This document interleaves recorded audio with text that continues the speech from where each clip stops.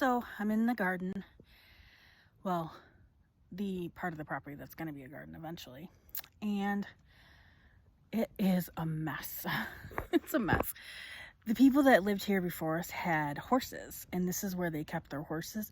And this already has like barbed wire fence around it and stuff, so that's why we chose this spot. But let me show you what I've done so far. So this pile over here is just a bunch of leaves and horse poop. And I have another pile over there and another pile over here. So I'm trying to figure out the best spot to put my garden at this point. It does have some trees, like this bush. Not really sure what kind of bush it is, but if it's nothing, exciting, I might pull it out because that's going to cast a shadow. This tree right here, see it right here, is going to be a problem. It's already casting shadow.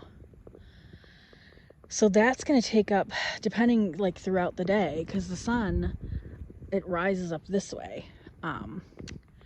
So this whole area, I think, is going to be covered by that stupid tree. I mean, I don't even know what kind of tree it is. It might be a good tree, but it looks like they already cut that one down. Look, it's my kitty. Hi, Addie. And there's where the horse barn was. So this part of see, it's very rocky, very, very rocky. So let's take you down further in the garden. As I start walking further in, the soil gets less grassy. It's a little muddy. So I'm thinking right around where this pile of leaves is might be the best place to put my garden at this point, because there's no trees right here. I mean, there's this one, but I don't think that one's going to cast a shadow onto the garden a lot for most of the day. They already cut this tree down, and I think there was another tree right over here that they already cut down, but there's none right here in this area, which I think is going to be good.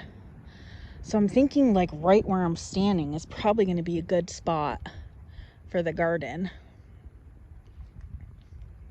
And because it's going to take up so much work and time and energy, I'm just going to directly sow into the soil, and we're going to see how it goes. I was going to start seeds in the house, and I was trying to figure out how I was going to do that because I have a lot of sun in my kitchen.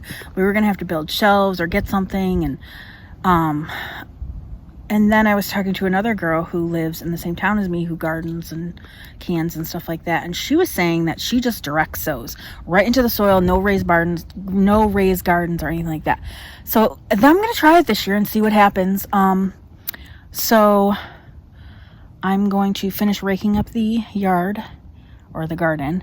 And maybe tomorrow I will plant some seeds, maybe some carrots, onions, basil, things like that. But stay tuned throughout my journey of starting my homestead brand new. So the gardening is really what we're focusing on right now. And then in May, I'll be getting my baby chicks. So follow along for that adventure. And we'll see what unfolds this year.